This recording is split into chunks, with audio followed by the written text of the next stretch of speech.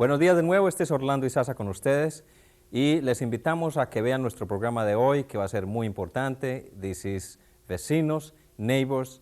Es nuestro programa que trae la perspectiva y los puntos de vista de nuestra comunidad latinoamericana del Valle Pionero y específicamente de la ciudad de Holyoke.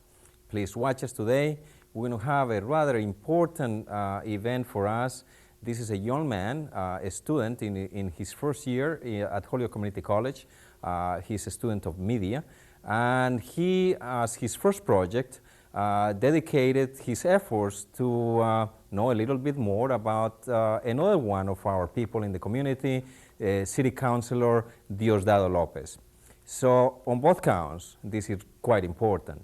This is the efforts and the success of one of our students in that he creates this particular program, and it's also about one of our people who has achieved a historical position in Holyoke, the first Puerto Rican official elected ever in the city of Holyoke. So please, let's watch it together. Vamos a ver entonces hoy un programa importantísimo producido por uno de nuestros jóvenes, el joven Kenny Jiménez, quien produjo este programa en su primer año de estudios de informática o de media, de comunicación, en la Universidad de Holyoke, Universidad Comunitaria de Holyoke, y dedicó su primer programa a saber un poco más, a investigar un poco más la vida de nuestro compañero y de nuestro líder en la comunidad, el concejal de la ciudad, Diosdado López. Entonces es importante el programa por ambos lados, porque sabemos más un poco acerca de Diosdado López, a quien nos representa en nuestra comunidad, en el Consejo de la Ciudad, y quien fue históricamente la primera persona hispana, el primer puertorriqueño elegido al Consejo de la Ciudad de Holyoke. El señor Kenny Jiménez le dedica este triunfo suyo a los jóvenes de la ciudad para que lo emulen, para que aprendan y para que vean siempre un futuro más brillante.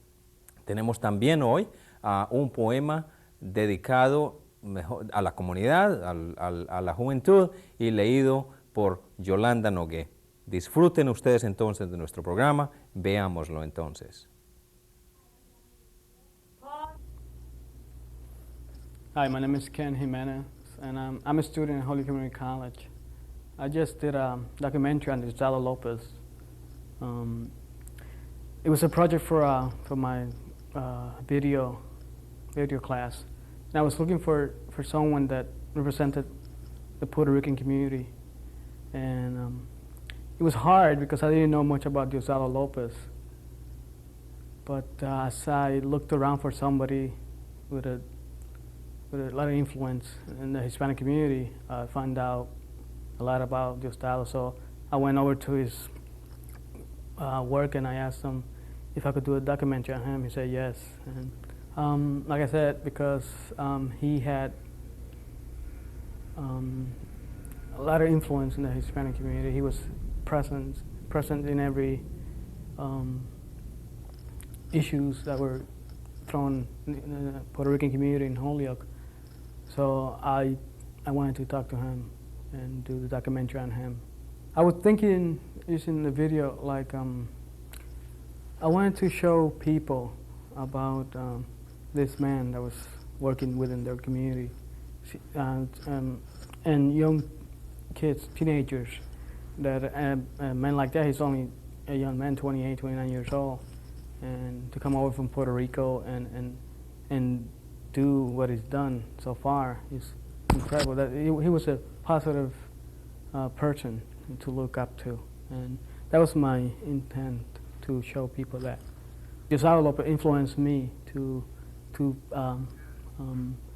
watch over my people, my Puerto Rican people, and talk about them and show them in a positive way. And I think what I'm doing is, like, if they see me do something like this, the Puerto Rican people in Holyoke or anywhere where they watch the video, they will have again another positive image, to look up to and say, hey, I could do this too. I could get out from what I am now, if it's in a bad situation, and go to a better situation. I wrote a play for school, and about a Puerto Rican man in Holyoke and his struggles to to survive in Holyoke, and I wanted to make it into a film because I think that has more.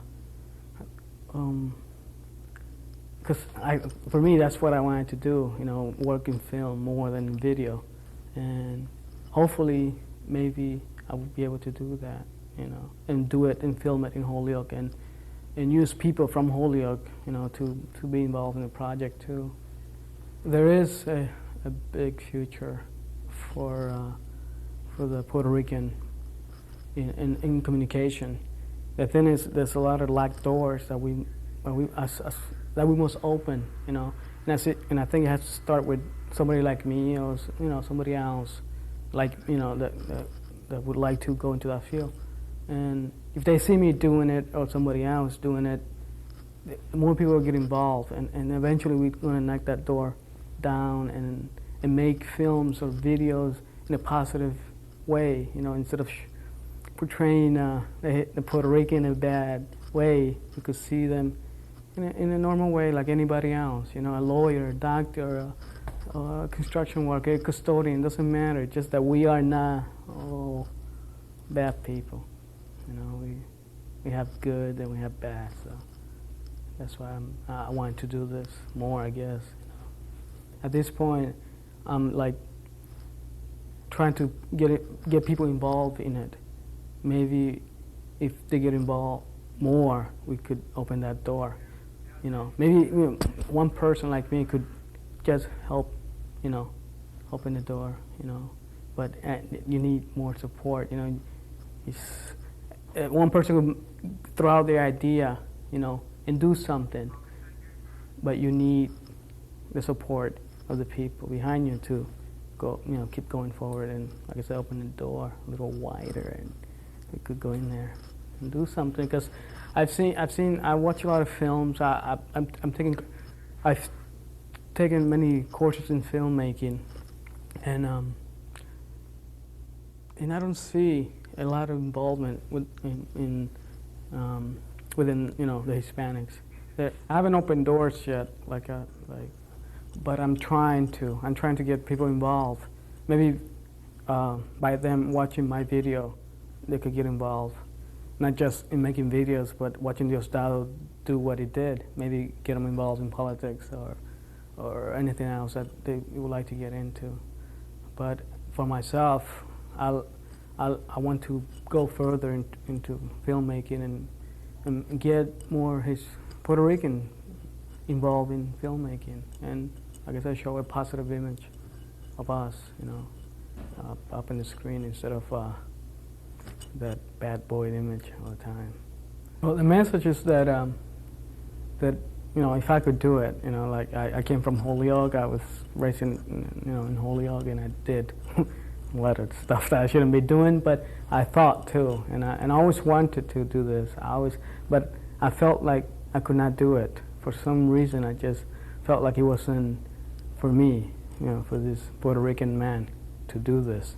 And I never investigated it. I never went after it when I was a teenager. But as I grew older, I said, this is what I have to do. It's in me to do, so I'm going to do it.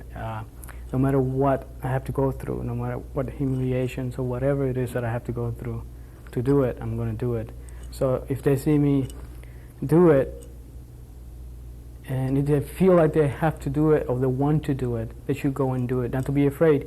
If they have an accent or if they hardly speak English or if they speak good, English, it's fine. Just go and do it. Don't be afraid, because I was afraid.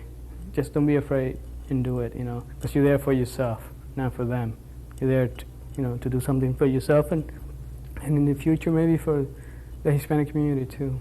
So just go and do it, Don't be afraid. When I started this project, I didn't really know what I wanted to do. I always thought about doing everything that I do now is to help the Hispanic community. Everything that I wanted to do is for that. So if any one of you kids or an adult that's going to school feel like they really need to say something, say it, because if we hear it, if they hear it, they'll listen and understand what you're saying. Thank you.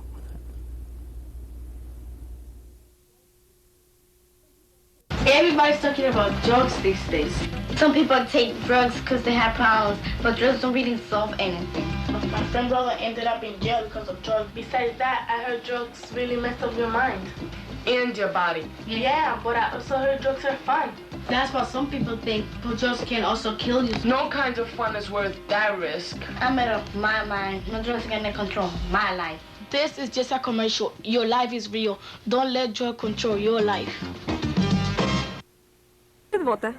Sí, cómo no, yo soy Nelson Merced y voto. Creo que es bien importante votar porque es la manera de nosotros poder conseguir los beneficios que nosotros pagamos a través de los impuestos, conseguir beneficios y prioridades para nuestra comunidad. Es bien importante esos recursos para el desarrollo de la comunidad hispana en todo Massachusetts y específicamente aquí en Holyoke y en Springfield y Northampton.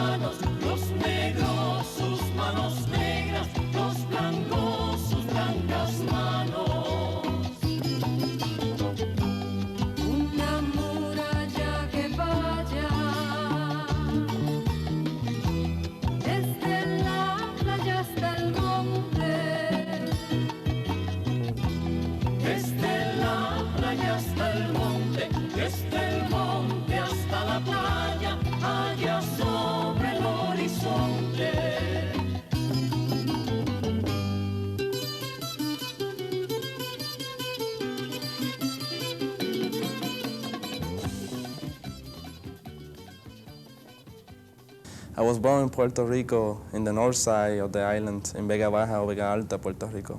I came to Holyoke, I was 16 years old, but that was back in 1981. Came directly to Holyoke, especially South Holyoke. At the beginning, yes, because when I came, it was the summertime.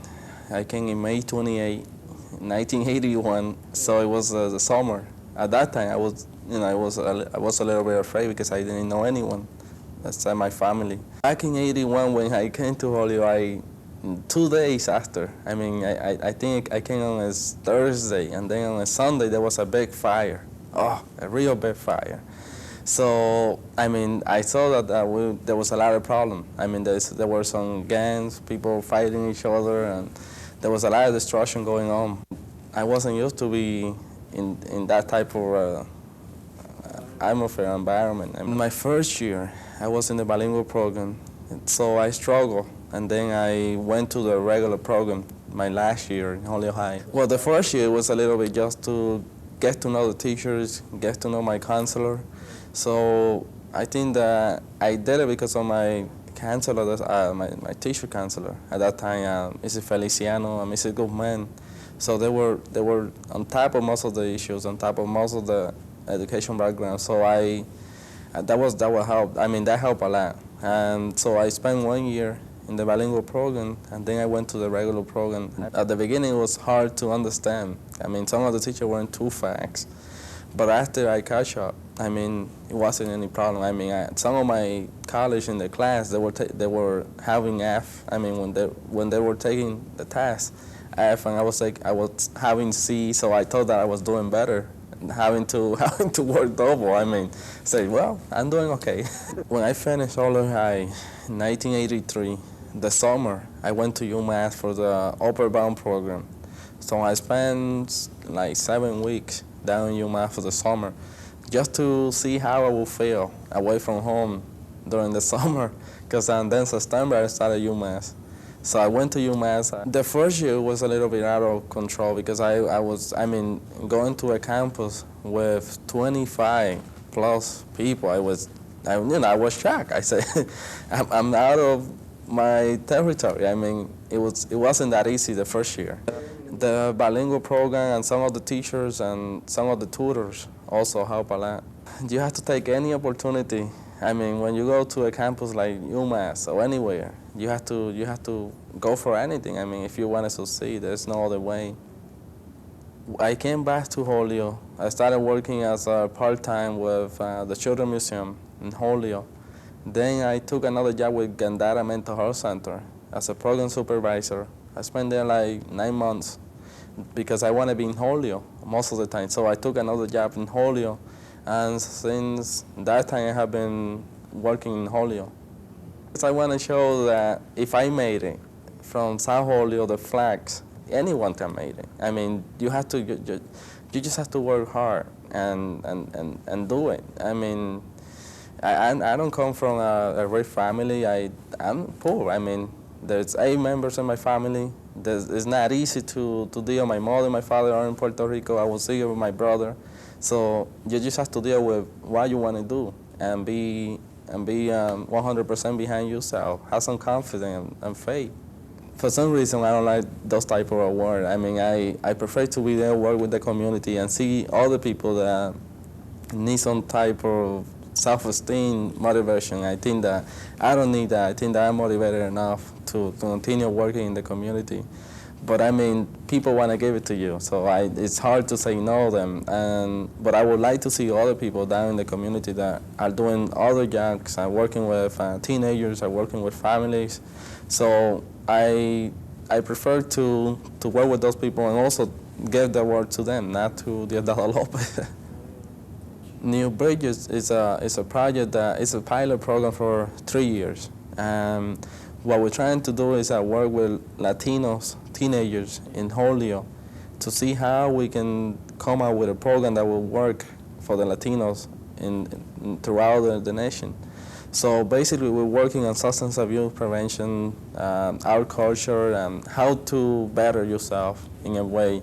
And so right now we're working with 20 teenagers and going through all this project. I mean, going through all these ideas that we're trying to develop. I know that I'm the first one in the state and in Holyoke, but I know that I have a lot of work to do. So I'm the first one. I have to set the example for the other. So if I don't do it, so I mean, all my work will not be. My work will not be coming true when I want to see it.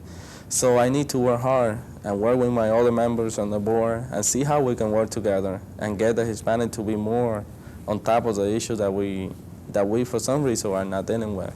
So I ran because I saw that in that little office, they were making a lot of decisions for Hispanic and all the residents in the city. So I thought that it would be nice to be there making decisions with a whole group. So I think that by being there and bringing the other idea that for some reason the other people do not see, so I think that will benefit the Hispanic and the whole city. I mean, because we are, as a city, we need to work with all the issues in the city. So I think that I bring that type of all the idea from the lower part of the city and all the problems that we're facing in the lower part. And that for some reason are stopping the city to move forward. And so in '89, I lost by 121, but at that time I was too young. I mean, I was only 24. So now when I ran again, 91, so it was a little bit easier because I knew more of the system, I knew more people, and so I knew what I was doing a way more. Even though that I went to UMass, I took some classes, but that doesn't help. I mean, when you are out there doing it, that's the real thing. I mean, so you have to come up with some new ideas, how you're gonna run your campaign, and how you're gonna raise your fund. I mean, there were a lot of people from the community, some teachers, some people even from Amherst, UMass. So there was a good group that we worked together throughout the campaign. I mean, getting people registered, getting people to understand better the process in the city. So it wasn't that easy. It wasn't Diosdado only. Now I know people down in our community. I know who want to serve, who want to be a commissioner, who want to be part of the city, who want to struggle with the same folk that are dealing with the city.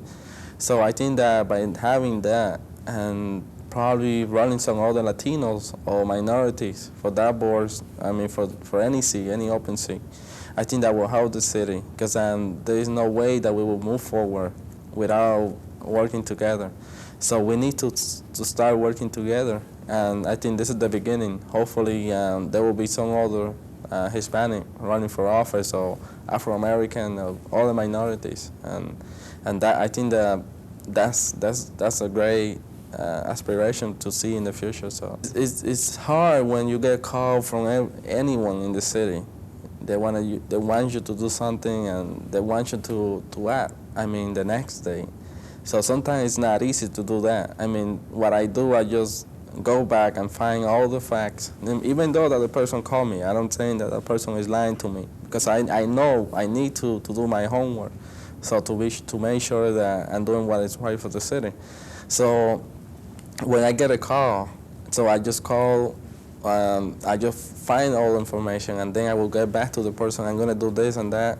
And then if the person is not happy, I will send them directly to where he can do something else. But I mean, it's not easy. Knowing that I'm representing Latinos, elderlies, and Afro-American in World II is not an easy task. I mean, I think that some of the other aldermen with the section of World I are having more easy than I, because I need to work with that type of population, so it's not that easy. I think that the mayor and some of the other members are not representing the Hispanic either. So, and to be blamed that I'm not representing my folk is a lie. Because if you go down to Springdale, you go down to the park. Who have been cleaning that park? Who have been telling DPW to do that work? It's not the mayor. It's the Ward 2 alderman. If you go down to the elderly tower on Cabo Street, who have been getting that fence with those elderly residents there? It's not the mayor, it's the Ward 2 alderman again. Who have been trying to work with the folk down in the lower part? It's not the mayor, I don't see him down there, it's Diosdado López. So to tell that and just to resolve the problem, I think that it's a bad move. I mean, this is not helping anyone. I mean, the mayor, if he want to be outspoken, he can come down to the flags, South Holyoke, and do something about it. But he's not doing it, so I would like to see him more often down in the lower part, and he's not doing it. So I haven't received any call with that type of information. I think this is a political game with some of the members of the board and the mayor probably. So I'm going to continue what is right for the people down in the lower part. Again, I mean, we don't have any representation. Probably people have, the only hope there is myself, that they see this is a Hispanic, Puerto Rican that went from the lower part, and he's there bringing some new ideas, so he's going to have a hard time. And that's I mean, I don't mind going through that. And he will see that if I'm doing it because I care about the city, and you know, I'm not saying that he doesn't, but he's not taking anything to alleviate those problems that we're facing down in the lower part. And I think that is irresponsible. I mean, because even myself, I go up to the Highlands places. I mean, I go up to some of the other meetings, Lane School, PECU. I mean, I'm not only in Ward 2. I mean, I go to participate in some of the meetings, and I don't see him that frequently down in some of the meetings in the lower part. So how can you tell about it? I mean, if the mayor can be more serious and come down to the lower part and do more, I think that this city will benefit. And plus, I think that he has more power than I do to name some other Hispanic and some other minorities to some of the board commissioners and some of the, you know, some of the other positions in the city, and he's not doing it. So he doesn't want to deal with the Hispanic probably or the minority in the city, because since he became mayor, of the city, he hasn't named any minorities, with the exception of probably a woman or two women to two commissioners, which are minorities also. So, but he hasn't name any Hispanic, any Afro-American. So are you telling me that the mayor is taking the lead on resolving our problem? No way, I don't see it. The first thing is not only for Diosdado López, but for the whole resident in the city, respect. I think that we need to work hard and show these people, all the residents, that we do care about this city, and we want to do something positive for the city. The second thing is that our reputation needs to improve. I mean, minority, I would say Afro-American, Latinos, and even Asian. I mean, Vietnamese. There's some Vietnamese in the city, and we're not even doing anything with them. I think that that's the type of problem that I'm looking, and I think that we need to do something about it before we get into trouble. So I'm looking down the road. I have a vision down the road that we need to include all those people to work better as a city. So I think that will be my second goal. And my third one is that I see more people running for office. I think if we want to do something, we need to have people running for office. I mean, not only Latinos, females, Afro-American. I think that we need to do more of that, because that's the only way we're going to make decisions for our people and to work together. Because otherwise, the field will make the decision for the rest, and that's not right. In World 2, having some elderly living in World 2, and knowing that they're living in income, fixed income. So it's hard for them to pay more for education in a way. But I think that we are just abandoning the whole school system and not doing anything and with the money that we have. And I think that it's a two-way issues that we're facing in the school system. The first one is the lack of money, the lack of financial support for the school, and the second one is that we're not working together. And if you go back, we don't have any Hispanic principal, we don't have any black or any Afro-American on the top level administration of the city that I know. So we want to resolve problem by oppression. I mean, having people oppressed and having people control in a way that they don't have anything to say. So it's real hard. I think that we need to look into all this problem that we're having. We don't have any principal again. I mean, most of the teachers that are working in the school system, they're teachers. They will not go up. They will not go up the ladder. I mean, they will stay as a teacher for many years. And even having the background to be a principal, they are not considered to be a principal. It's a lot of oppression going on in this city in that way. And they're not looking down the road. I mean, having 70% of the school, the student in the school. So that will be a problem down the road. I mean, I just see a problem in a few years with having 70% and not having any principal come in. I mean, that's a real problem.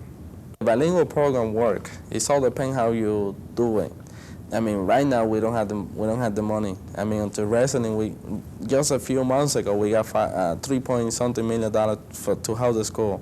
So when you see that you have 35 students trying to learn another language in one classroom, I think that's not fair. I think that's a real problem. When you have 35 in the mainstream program and speaking only in one language, I think that's more easier than communicating in two and trying to get that message. So what I'm saying is that the approach that people are taking for the bilingual program this time is not the best one. If you go back to '86, I mean, the bilingual program in the city was the best in the whole state. Why 3 or 4 years later we are talking so bad about the bilingual program? I mean, I don't understand. I mean, I think that we just going with our frustration and with all the problem that we're having, a financial problem, and just selecting the bilingual program to be the scapegoat for the whole system. By law, it has to be 3 years, but it's specified that if that child is not doing great, after those 3 years, that child can remain in the bilingual program, and people don't understand that. I think that it's not easy to take another language just in 3 years. And I mean, I would love to see some of these people go down to Greece, Puerto Rico, and see how they would do in 3 years with another language. So it's not easy, and plus people are not taking consideration that most of these children are coming from the low family. I mean, they don't have enough money. There's some other problem at home, and so it's a lot of things that you have to take into consideration. I mean, it's not just that they're not doing it; they're just laughing and not doing anything in the bilingual program. I mean, there's a few of them that they're not doing anything, but I think that we can do better, and that has to come from the school committee and some of those folks that want to do something for the city. It's a lack of communication with some of the tenants and not having these people being part of the system. I mean, if you want, I mean, let me tell you, I mean, I'm representing most of those buildings now in World 2. There's a lot of vacant buildings in World 2. I'm having a hard time getting across how we're going to deal with them. I mean, some of them are on the bankruptcy, so we cannot touch any of them. Some of the landlords are unreachable. I mean, you can call them and they will not return your call, and it's not an easy problem. I think that we don't have the money, and the city doesn't have the money to take on that challenge. But we need to do more. We need to work more with the landlords and put more pressure on them and see how we can get them back on the task roll. Because we're losing. I mean, back in January when my first meeting, I put an order to get all the names of the property owners where those vacant buildings are. So I got that. Now I'm looking forward. What I'm trying to do is gather all the information, and I'm gonna call a friend of mine in Baltimore who was dealing with the same problem. And I'm gonna see how we can do something with those buildings in this city. And then I'm gonna see how we can put a commission, a group of people that will deal, and that their goal will be to look at solution for those buildings and how we can do something with those buildings, and to include the residents, the tenants, because I think that's one of the main problems. I mean, the tenants are just left on side and they're not participating in all of this. I mean, tenants can do a lot. They can wash for the whole building. They can clean up. I mean, if you want to have a part-time job, I mean, it's better for you to hire somebody from the building than bringing somebody from outside. People will feel more comfortable. There's some idea that to work on this, but we need to sit down and put it on paper and see if the landlord agree with this. So there's a lot of things, and hopefully before the end of May, I will be putting that order to see how we can get that commission going and work, because that issue is out of control. The first thing is that we need to rely on education. I mean, we're not doing. I mean, we're doing great with the care center, but that is not enough. The care center is working with some of these teen parents, but we need to do something before they become parents. And that is something that we need to do more often. And I think going back to education, I think that most of these teenagers, 11, 12, they see so much on TV. I mean, HBO, I mean, all the film, all this movie. So they see all of this, and so they think that they are adults. They want to take care of all of that. So we need to work. How are we going to control that? And I don't have a concrete idea right now, but I know that going back to education, educating all these teenagers and their parents will help a lot. And having the home to communicate better, the mothers to talk more with the daughter, I think that will help alleviate the problem. And plus, the school, I mean, we're asking right now, the school a lot. I mean, the school is taking a lot of issues, and even though there's some program that are trying to deal with the teen pregnancy in the city, but I think that we need to work as a group and see how we're going to resolve that problem. About the substance abuse, I think that I'm trying to do something about that. I'm working with teenagers. Hopefully they will become peer educators, and they will be out there speaking with the elders and trying to get them on behind to support this type of program. The thing is that most of the people in this city, they want to see resolve within a day or within a week, but they don't want to do something about it. And that's a real problem. I mean, if I know that we have a problem with this, what can we do as a group to resolve it? And that's where we have a problem. I mean, it's easy to complain and say, oh, you see all those Puerto Ricans over there dealing drugs. But what can we do? There is nothing to do in this city. I mean, if you go back to the 70s, I mean, I went back and read about this city. There was all the pool was open. There was some games going around the pool. There was a lot of things going on. The theater was open. The Holyoke Mall was starting to go up. And there was a lot of stuff in this city. Now the city doesn't have the money to do that for this teenager, and we just letting everything like that, and not doing anything. I think that we need to go back and see how we're gonna provide this teenager with some recreational, with some type of job during the summer. I think they are forced to do that in a way by some of the adults. I mean, some of the adults, they are using some of this teenager to sell drugs and to do most of this thing. But I think that they are pushed to do it because they don't have any other way to handle. I mean, they want to make some money. They want to go up to the movies. They want to go out to roller skating, and they don't have money. So what's the other way? How can they make that money? They're not going to go around and pick out some of the trash, some of the cans around the city. They're not going to do that. I mean, they prefer to stand in one corner and sell the drugs when we're not offering anything better. So what I'm saying is that we need to do more. We need to provide more services or more type of jobs or opportunity. There's some families that need the welfare system. There's no doubt about that.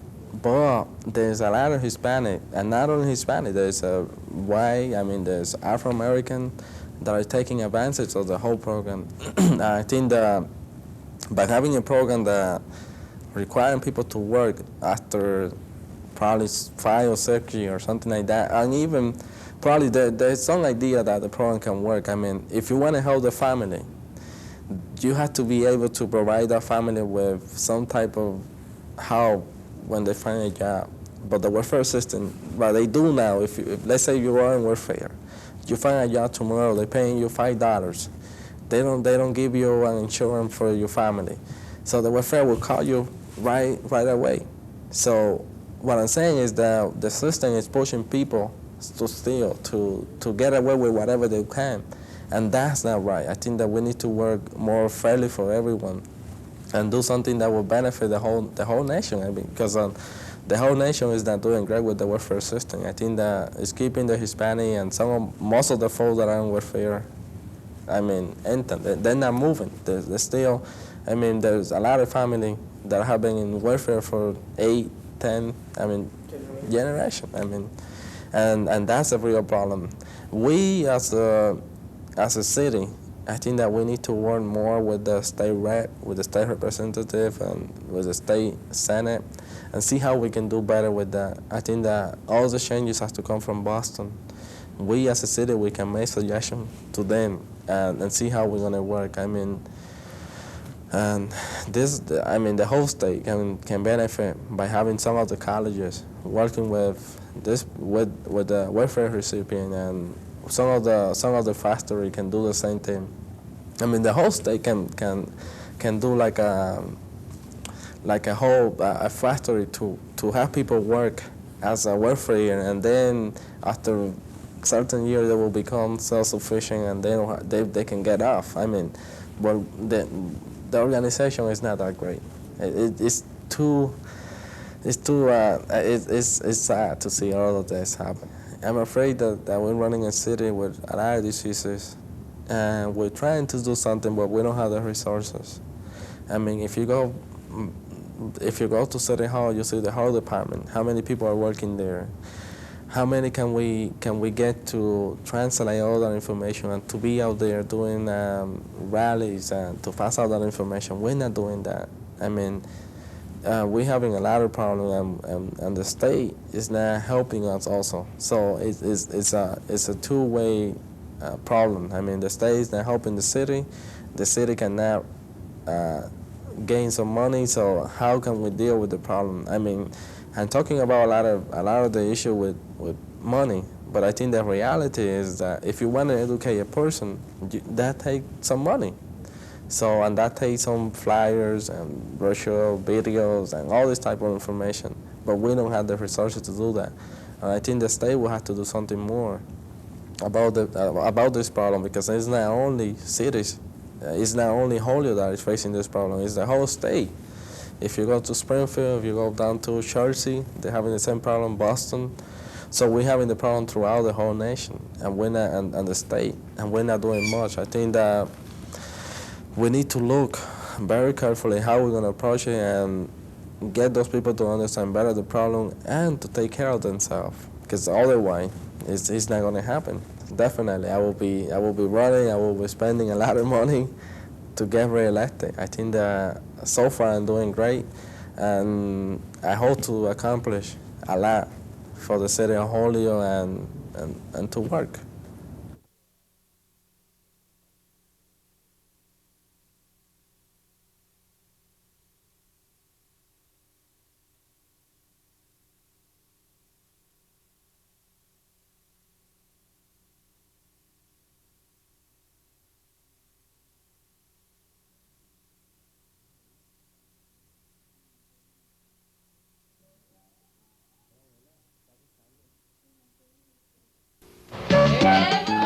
Nena, está gozando. Sí, me estoy divirtiendo. Pues, si quiere gozar más, con un trago de esta cerveza. No, gracias. Nena, tú sabes que yo no le daré algo que te haga daño. Tú no me quieres. Tú me quieres a mí y no me pusiste a tomar alcohol. Tú quieres hacerlo, hazlo. Pero yo no. Esto fue un anuncio. Tu vida es real. Si alguien te ofrece alcohol, tú sabes mejor. ¿Usted vota? Sí. ¿Por qué vota? Porque para mí es un privilegio y vemos en otros países lo que pasa cuando la gente no vota. Ahora se puede decir que a veces no hay gente que queremos en posición, pero por lo menos si hacemos el esfuerzo podemos llegar a tener más mentirosos, gente para que nos gusta en posición importante. Muchas gracias. No hay de qué. Ambos en la distancia del puertorriqueño Juan Rivera y dedicado para Germán Falcón, un buen amigo que ha fallecido en el mes de julio de 1992. Para ti, Falcón. Tú ya te encuentras lejana y vestida de osadía. Yo sigo entre la guajana de esta tierra que es tan mía. Tú tienes la valentía de luchar en lengua extraña. Yo, aún en mi cobardía, tengo arado, surco y caña. A ti te despierta el frío congelador de ilusiones, a mí me despierta el río y el canto de los gorriones. A ti te llenas del alma la ausencia y la soledad, a mí me llena de calma esta patria y su bondad. Tú vives con la esperanza de regresar a tu suelo, yo vivo con la añoranza de que emprendas ese vuelo. Tú ríes ante la dicha de retornar a tu gente, yo sufro ante la desdicha de no tenerte presente. A ti te quedó en la isla una parte de tu vida. A mí me falta el pedazo que se fue con tu partida. A ti te consuelan todos en tu mundo de ideales. A mí se me niega todo en el mundo de mortales. Tú sabes que necesito de tus ojos la mirada. Yo a cambio en ti deposito la esencia de mi palabra. Yo entre la risa y el llanto dirás si tengo razón. Yo guardaré entre tanto un lugar en mi corazón.